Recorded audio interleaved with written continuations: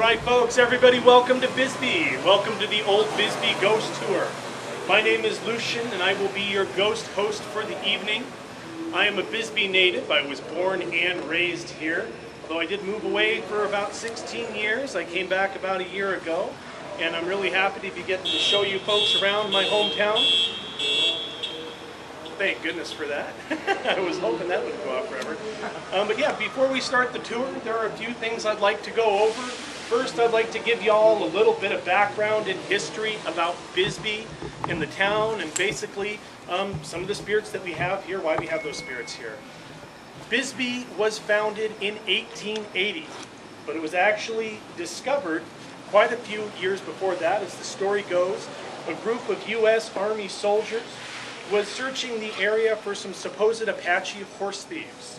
They knew that there was a local spring in the area, and they thought the Apaches might need to water the horses at some point, so they thought that they would check out the spring. Found the spring. They did not find either Apaches or horses.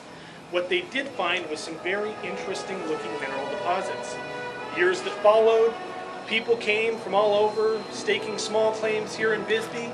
The biggest claim of all was staked by the Phelps Dodge Mining Corporation, who basically came in and just opened up the Copper Queen mine over there, dug the huge lavender pit mine that we have, and basically poured a lot of money into this town and took a lot of money out of it. At Bisbee's heyday, it was much bigger than it is today. We currently have about 5,500 people here as of the last census. Back in those days, it got close to 35,000 people. So it was much, much larger. You may wonder where all those people live in a small little town.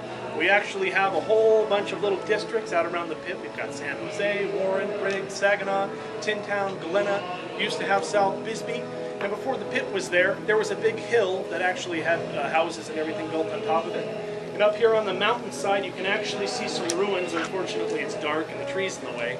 But there used to be miners' bungalows built up there that have since just kind of, dilapidated and turned into ruins. Back in those days, when at the height of the mines, when the mines were open and booming, workers didn't have the same protections that they had today. Working in the mines was hard work. They worked long days, long hours, and some people did not come back out alive.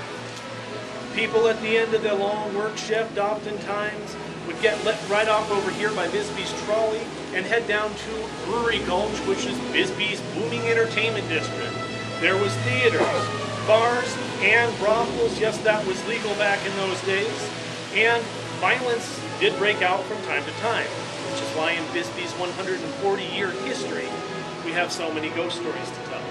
A lot of these ghost stories are passed down by word of mouth, usually in establishments like bars and inns, where the staff have witnessed certain things that may not have a historical story that we know of tied to them, but these spirits are seen by the staff and the stories kind of passed down.